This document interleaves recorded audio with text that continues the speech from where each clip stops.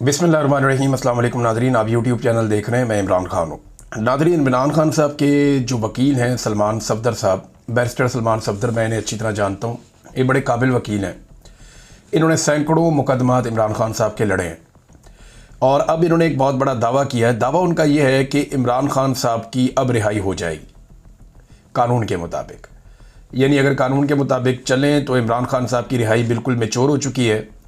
जनवरी से दोनों मियाँ बीवी ने, इमरान खान साहब ने और बुशरा बीबी ने, अपनी ज़मानत हासिल करने के लिए दरख्वास्त दी हुई है और 8-9 माह के बाद अलकादर की हेयरिंग होने जा रही है कल के दिन इस्लामाबाद हाई कोर्ट में। और दोनों की ज़मानत जो है वो कंफर्म है। यानी अगर कोई रुकावट अदालत की जानिब से ना डाली गई तो दोनों को ज़मानत मिल जाएगी और उनकी रिहाई मैच्योर हो जाएगी। यानी असूलन और कानूनी तरीके से इमरान खान साहब को कल रात तक जेल से बाहर आ जाना चाहिए। ये तो बात है वो जो सलमान सफदर साहब कह रहे हैं, या बाकी कानून को जानने वाले लोग या कानूनदान या वकला वो यही बात करते हैं कि इसी तरह ज़मानत हो जाती है। फिर दूसरा, एक खातून की ज़मानत को 10 माह तक रोके रखना, ये भी एक नेक्स्ट लेवल की नाइंसाफ़ी है जिसकी कोई और मिसाल नहीं है, जो बुशरा बीबी के साथ किया गया। फिर देखें ना, इसमें आप एक दो चीज़ों पे और गौर करें। अच्छा, क्या इमरान खान छूटेंगे या नहीं छूटेंगे, मैं आपको भी बताता हूँ। यहाँ पे इमरान खान साहब से एक कानूनी इंतकाम लिया जा रहा है। तोशाखाना केस में पैटर्न इन चीफ जनाब इमरान खान साहब को एक ही हकायक पर मुकदमा में तीसरी बार ट्रायल किया जा रहा है। यानी मुकदमा एक ही नौयत का है, अब तीसरी मरतबा इमरान खान साहब को उस पर ट्रायल किया जा रहा है। तोशाखाना में फ़र्ज़ करें कि एक वज़ीर आज़म है, वो 200 चीज़ें ले गया। वैसे इतनी चीज़ें तो नहीं ले जाते, लेकिन 200-300 चीज़ें भी ले जाते हैं। शरीफ ख़ानदान जितना सामान तोशाखाना से ले गया, अगर हर चीज़ पे एक एक मुकदमा बनाया जाए तो अगले 200 साल उनके ऊपर मुकदमा जो है वो चलते रहेंगे। ये जो काकड़ साहब आए थे निगरान वज़ीर आज़म, ये जो सामान ले गए, अगर इसी तरह एक एक करके मुकदमा बनाया जाए तो ये भी इनकी बाकी ज़िंदगी और इनकी नस्लें यही मुकदमे ही लड़ते रहेंगी। इमरान खान साहब पे एक ही मुकदमे को 3 दफ़ा चलाया गया। यानी पहली मरतबा एक जज हमायूं दिलावर साहब ने 3 साल की सज़ा सुनाई इसी मुकदमे में। फिर ज़रा इसको ट्विस्ट करके दोबारा लाया गया और फिर जज जो है बशीर साहब, उन्होंने 14 साल की सज़ा सुना दी इसी मुकदमे में। और अब तीसरी मरतबा एक और जज के साथ यही मुकदमा ला के फिर अडियाला जेल में ट्रायल किया जा रहा है।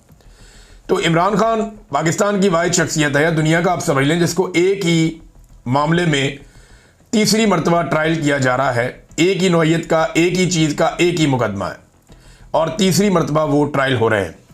इमरान खान साहब के वकील ने एक और बड़ी अजीब बात बताई। उन्होंने कहा जी 2 टोटल गवाह हैं जो इमरान खान साहब के खिलाफ आते हैं, जो काबिल जिक्र है, बाकी तो सारे झूठे ही साबित हो गए हैं। एक इनामुल्लाह शाह, ये इमरान खान साहब के साथ ही होता था। एक सुहेब अब्बासी। अच्छा, ये जब भी आते हैं ना अदालत में तो इनसे कोई सवाल किया जाता है तो कहते हैं जी आज हमें सिर्फ इस तोहफे की हद तक याद हैं चीज़ें, पिछली हम भूल गए। इंसानी याददाश्त है ना, अब ये किसी इदारे की तरह तो काम करते नहीं, आम लोग हैं। तो ये ऐसे गवाह हैं जिनको जो चीज़ें याद दिला के भेजी जाती हैं कि प्रोसिक्यूशन आपसे ये पूछेगी, आपने ये जवाब दे देना है, जज आपसे ये पूछेगा, आपने ये जवाब दे देना है। इस तोहफे से मुताल्लिक आपसे जो भी बातें होंगी वो अपने आप को याद दिला दी हैं। अगर उनसे कोई सवाल करता फलानी चीज़ का बताओ जी, वो मुझे याद नहीं है, ये वाली बात बताओ, मुझे याद नहीं है, वो जो पिछली तुमने गवाही दी थी एक और, वो भी मुझे याद नहीं है, क्योंकि झूठ याद नहीं रहता। लिहाजा इन्हें एक ही तोहफे के ऊपर तैयारी करवा के भेजा जाता है और ये आगे बता दें जी इस तोहफे की हद तक हमें सिर्फ मालूमात है। अब अंदाज़ा करें गवाह भी इनके पास कैसे कमज़ोर हैं। जजों को तो ऐसे गवाहों को नॉर्मली जज उठा के अंदर कर देते होते हैं झूठी गवाही में और गुमराह करने में अदालत को। इस जुर्म के अंदर भी ये बंदे अंदर हो जाते हैं, लेकिन यहाँ पे जनाब काम चल रहा है क्योंकि एस्टेब्लिशमेंट इसके पीछे खड़ी है।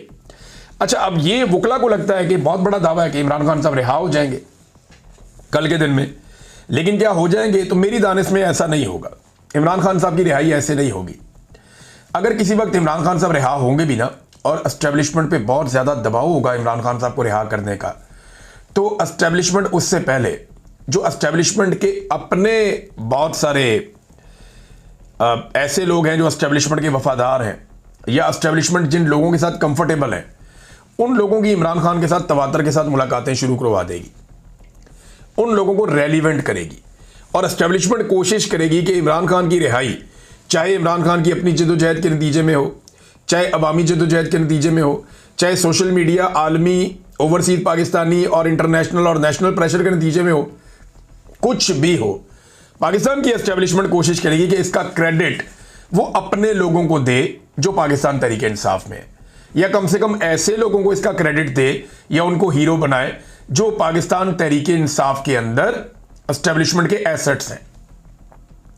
कोशिश वो ये करेगी। लेकिन सोशल मीडिया का दौर है, लोग सारा कुछ खोल कर रख देते हैं। इमरान खान साहब खुद बड़े समझदार हैं। अलीमा खानम बाहर आई और उन्होंने आकर कुछ बातें बताई, इनमें कुछ चीज़ें बड़ी इंपॉर्टेंट हैं। एक तो देखें, मुझे नहीं लगता कि इमरान खान साहब की ऐसी रिहाई होगी। मेरे ख्याल में अलीमा खानम को भी यही लगता है और उन्होंने भी ये कहा कि ये तोशाखाना में इमरान खान साहब को पहले सजा देंगे और उसके बाद फिर अल कादर में ज़मानत मिलेगी, वरना ये होगा नहीं। क्योंकि बुशरा बीबी को भी अभी अंदर रखना है, वरना बुशरा बीबी को तो अब तक बाहर आ जाना चाहिए था।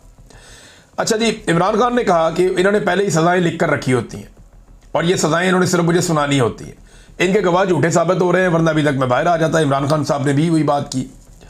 Chief justice Islamabad high court को बड़ी मेहनत करके ये लाए, जैसे इन्होंने 26 तरमीम ये वो सारा कुछ किया, और बार बार वो तारीख मनसूख करते हैं। वो बड़ी मेहनत कर रहे हैं इमरान खान साहब का केस ना लगे। 8-9 माह तो हो गए हैं, इमरान खान साहब का केस लगने ही नहीं दिया जा रहा। जो सबसे इंपॉर्टेंट बात इमरान खान साहब ने की कि वो बार बार आए, इमरान खान साहब ने बार बार इसके ऊपर बात की जब उन्हें मौका मिलता था, और बार बार आकर उन्होंने वादिया तीरा के वाक़े पर अफसोस का और दुख का इजहार किया। इमरान खान साहब ने कहा कि ख़वातीन और बच्चों की शहादत पे उन्हें बहुत तकलीफ़ है। उन्होंने कहा कि मैं 1 साल से कह रहा हूं कि ऑपरेशन ना करें, यहाँ पे कोलेटरल डैमेज होगा, इसके नतीजे में नफरतें बढ़ेंगी और दहशतगर्दी बढ़ती चली जाएगी, और खैबर पख्तूनख्वा की हुकूमत को ट्रैप कर दिया गया है। अफगानिस्तान में भी वो ये कह रहे हैं कि इसी तरह हुआ था, जब अमेरिका दहशतगर्दों के ऊपर अटैक करता था या हमले करता था तो कोलेटरल डैमेज बहुत बड़े पैमाने पर होता था। करजई की और गनी के जो 2 अदवार गुजरे हैं उसमें उन्हें ये बहुत बड़ी प्रॉब्लम हुई है कि तालिबान जहाँ पे भी जाते थे उन्हें बहुत बड़ी सपोर्ट इसलिए मिलती थी कि लोगों के साथ जुल्म बहुत हुआ था ऑपरेशन के नाम के ऊपर। तो ये इमरान खान साहब ने मिसाल दी। फिर उन्होंने कहा जी आसिम मुनीर साहब की जो अफगान पॉलिसी है उस पर शदीद तनकीद की इमरान खान साहब ने। तफसीलात आ जाएंगी, मैं आपके साथ शेयर करूँगा। और कहा जी अफगानों के खिलाफ बयानात भी दिए गए, हमले भी, बेदखलियाँ भी, ड्रोन हमले भी, ये सारी चीज़ें इमरान खान साहब ने कहा गैर ज़रूरी और गलत हैं। आसिम मुनीर साहब सारी दुनिया में जाते हैं, इनको जाना चाहिए था अफगानिस्तान, और अफगानिस्तान जाके अफगानिस्तान के साथ मामलात करने चाहिए थे, क्योंकि पाकिस्तान का अमन वहाँ पे जुड़ा है। इमरान खान साहब कहते हैं कि आसिम मुनीर साहब जो मौजूदा ऑपरेशन हो रहे हैं उससे 2 मकासद हासिल करना चाहते हैं। नंबर 1, उन्हें आलमी सतह पे पजीराई मिल जाए, तारीफ हो जाए कि वो मुजाहिद है जो दहशतगर्दी के खिलाफ खड़ा है और लड़ रहा है। तो ये ऑपरेशन शुरू करके वो एक ये तासुर बनाना चाहते हैं आलमी सतह पे। नंबर 2, पाकिस्तान तहरीक इंसाफ की मुकम्मल तबाही इससे उनको हासिल होगी, क्योंकि तहरीक इंसाफ जो है वो खैबर पख्तूनख्वा में उनकी हुकूमत है। जब इतनी दहशतगर्दी बढ़ेगी, लोगों का कत्लेआम होगा, ऑपरेशन के नतीजे में कोलेटरल डैमेज होगा, तो वहाँ जो इंतज़ामी जमात है वो कमज़ोर पड़ जाएगी। ANP के साथ भी इमरान खान साहब कहते रहे माजी में ये हुआ था। अब अगर आप गौर करें कि ये अफगानिस्तान के बारे में पॉलिसी बदली कैसे, लोग कहते हैं कि इमरान खान और शहबाज शरीफ दोनों की सोच में फ़र्क है। ऐसा नहीं है, ये जनरल बाजवा और जनरल आसिम मुनीर की सोच में फ़र्क है। जनरल बाजवा इस बात के कायल थे कि अफगानिस्तान के साथ हमें मामलात बेहतर करने चाहिए। इमरान खान साहब उन्हें इसमें ओके करते रहे कि बातचीत करो, बैठो, एंगेजमेंट करो, हालात को बेहतर करो। ये इमरान खान साहब की सोच थी। लेकिन दहशतगर्दों को वापस लाने का जो आइडिया था वो जनरल बाजवा का, जिसे इमरान खान साहब की काबीना ने मुस्तरद कर दिया था कि ये नहीं होगा, इस पर मजीद डिस्कशन कर लेते हैं लेकिन ये नहीं होगा और इससे नुकसान हो जाएगा। हमें पहले अफगानिस्तान की हुकूमत को एंगेज करना चाहिए, बातचीत करनी चाहिए। लेकिन फिर इमरान खान साहब की हुकूमत खत्म करके बाजवा साहब ने अपनी मर्जी कर दी और दहशतगर्दों के जत्थे वो पाकिस्तान में बुलवा लिए। आसिम मुनीर साहब आए तो वो टोटली अफगानिस्तान के बिल्कुल खिलाफ उनकी पॉलिसी थी, एंटी अफगान। और वो पॉलिसी अब नजर भी आती है ना, वज़ीर दिफा आपका हर थोड़ी देर के बाद कोई ना कोई एक आधा और अफगानिस्तान के ऊपर अटैक कर देते हैं। वो कह रहे जी हमारे भाई कोई नहीं है अफगान, हमारे दुश्मन है। ये ख्वाजा आसिफ वज़ीर दिफा बार बार कह रहे हैं। तो इमरान खान साहब ने बड़ी क्लियरली ये कहा कि खैबर पख्तूनख्वा की हुकूमत ट्रैप हो गई है। 4 लोग बहुत ज़रूरी हैं, या 4 जो जगह है वहाँ पे बहुत ज़रूरी है कि आप काम करें ताकि कबायली इलाकों में अमन आ जाए। नंबर 1 अफ़गानिस्तान की हुकूमत, पाकिस्तान की हुकूमत। नंबर 2, नंबर 3 जो पाकिस्तान के कबायली अवाम है, नंबर 4 जो अफगानिस्तान के वहाँ के मकामी अवाम है। ये जब तक आप चारों इकट्ठे होकर फैसला नहीं करेंगे और एक कोऑर्डिनेशन नहीं बनेगी, तब तक आप दहशतगर्दी को कंट्रोल नहीं कर सकते। दहशतगर्दों से किसी किस्म के मामलात नहीं होने चाहिए, उनके खिलाफ कानूनी कार्रवाई होनी चाहिए, लेकिन वो कानून के मुताबिक, एग्रीमेंट्स के मुताबिक और एक मरवजा तरीक़ाकार जो है उसके मुताबिक होना चाहिए। ये नहीं कि आपने जेट तैयारे और ड्रोन हमले और अंधाधुन और किसी को एतमाद में नहीं लिया हुआ, उससे दहशतगर्दी मजीद बढ़ती जाएगी, ये आग लगती जाएगी जब तक कि आप एक कोऑर्डिनेटेड एफर्ट नहीं करेंगे। ये इमरान खान साहब ने कहा। अब नाज़रीन, जो तफसीलात आती हैं बाद में वो मैं आपके सामने शेयर कर दूंगा। एक और नाज़रीन जो डेवलपमेंट है, ये 2 डेवलपमेंट है पाकिस्तान की मईशत के हवाले से बड़ी खौफनाक है। इसमें पाकिस्तान का जो मुआशी तरक्की का मॉडल है वो मुकम्मल तौर पे नाकाम हो गया, और ये मैं नहीं कह रहा, ये आलमी इदारे कह रहे हैं। वर्ल्ड बैंक की रिपोर्ट आई, वो कह रही थी गुर्बत में लगातार इजाफा हो रहा है। 8 साल की बदतरीन गुर्बत की सतह इस वक्त पाकिस्तान में मौजूद है। यानी इमरान खान साहब के पूरे दौरे हुकूमत में पाकिस्तान में गुर्बत इतनी ज़्यादा नहीं थी जितनी अब है। कोरोना वायरस के दौरान भी पाकिस्तान के हालात इतने बुरे नहीं थे जितने अब हैं। और ये जो माशी तरक्की का मॉडल तबाह हो गया, ये क्या है, इसको ज़रा आप समझिए। इन्होंने जो माशी तरक्की का मॉडल बनाया ना, मौजूदा हुक्मरानों ने, वो अवाम को नचोड़ने का बनाया और अवाम की जेबों पे बोझ डालने का बनाया। जिस तरीके से ये IPPs को लेकर आए, जिस तरीके से एस्टेब्लिशमेंट ने अपनी मर्जी के फैसले किए, जिस तरीके से SIFC बनाई गई, ये जब लोग गरीब होते चले जाते हैं, कमज़ोर होते चले जाते हैं, तो कोई भी मईशत काम नहीं करती, कोई भी मॉडल काम नहीं करता। तो अब ये मॉडल एक्सपोज हो गया है जो शरीफ खानदान ने, जरदारी खानदान ने या पाकिस्तान की एस्टेब्लिशमेंट ने मिलकर बनाया था। इमरान खान साहब बार बार एक बात करते थे कि ह्यूमन अपलिफ्ट, हमें इंसानों को तरक्की देनी है, हमें इंसानों को ऊपर लेकर आना है, बतौर मुआशरा सारे लोगों को आगे लेकर चलना है। जब कौम उठती है तो पूरा मुल्क उठ जाता है। ये चंद आप अलग अलग पिलर्स को आप उठा लेते हैं तो उससे मुल्क नहीं उठता। ये इमरान खान साहब बार बार कहते थे। जुल्फी बुखारी साहब ने इसको बड़ा अच्छा एक्सप्लेन किया है। वो कहते हैं जी, Pakistan hybrid growth model is collapsing. ये जो हाइब्रिड मॉडल है, दोगला निज़ाम पाकिस्तान में कोलैप्स हो रहा है। जो गुर्बत है वो नेशनल लेवल पे, जो हमारा एक जरा लोअर लेवल हमने रखा हुआ है, 25% है पाकिस्तान में, और इंटरनेशनल लेवल पे 45% पाकिस्तानी गुर्बत की लकीर से नीचे है। हमारी 37% यूथ जो है ना तो काम करती है ना तालीम हासिल करती है। बच्चे स्कूलों में जा नहीं पा रहे, माँ बाप उन्हें पढ़ा नहीं पा रहे, और बच्चों की एक बहुत बड़ी तादाद, यानी पाकिस्तान में लगभग आधे बच्चे जो हैं वो इस वक्त ग़िज़ाई किल्लत का शिकार है। वो अंडर ग्रोथ है, यानी वो पूरी तरह से ग्रो नहीं हो पा रहे।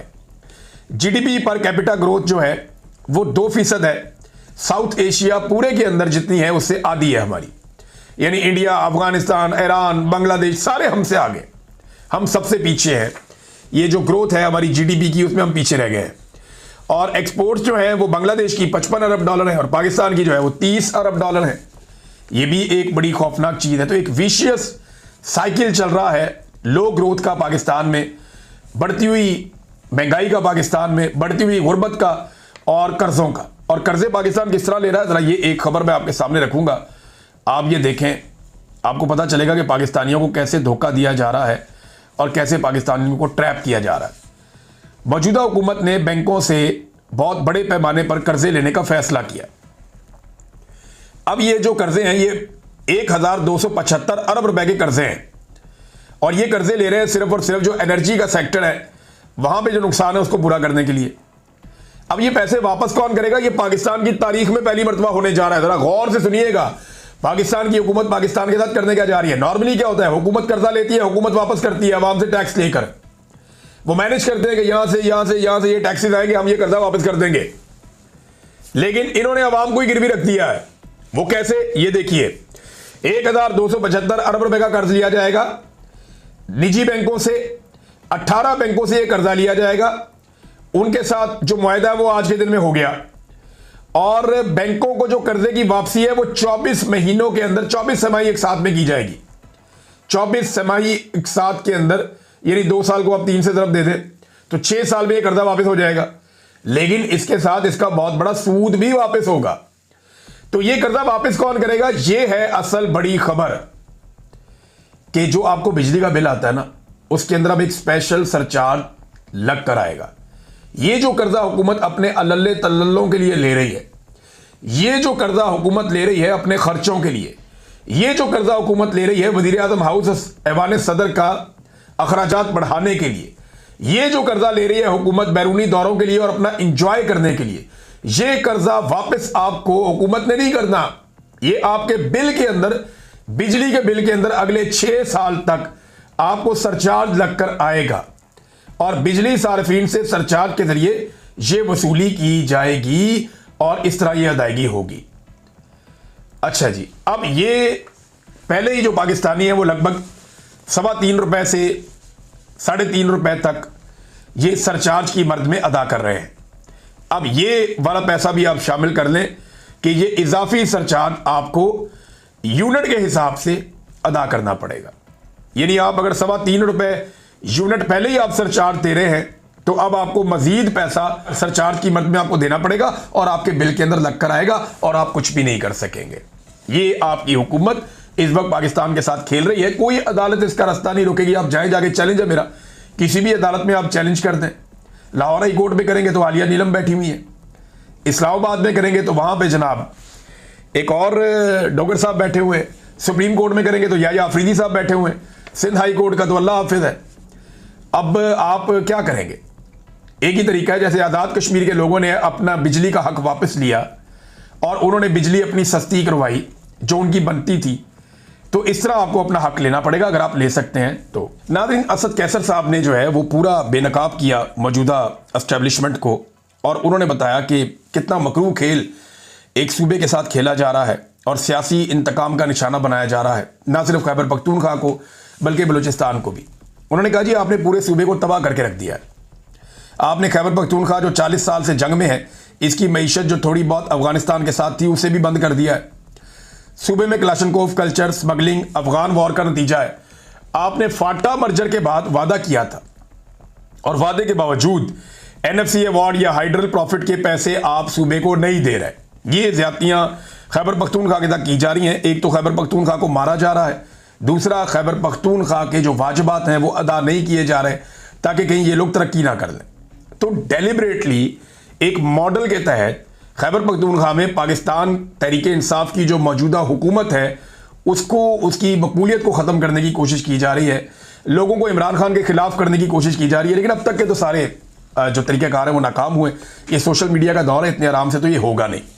नाज़रीन, सुहेल बड़ाई साहब की एक तकलीफ़, एक उनका तहरीर मुझे बड़ी तकलीफ़ हुई वो पढ़ के।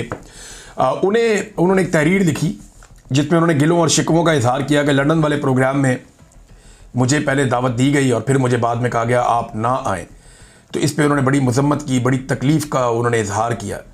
उनके दिल में बड़ा दर्द है इस बात का कि उन्हें एक तकरीब में बुलाकर और बाद में मना कर दिया गया।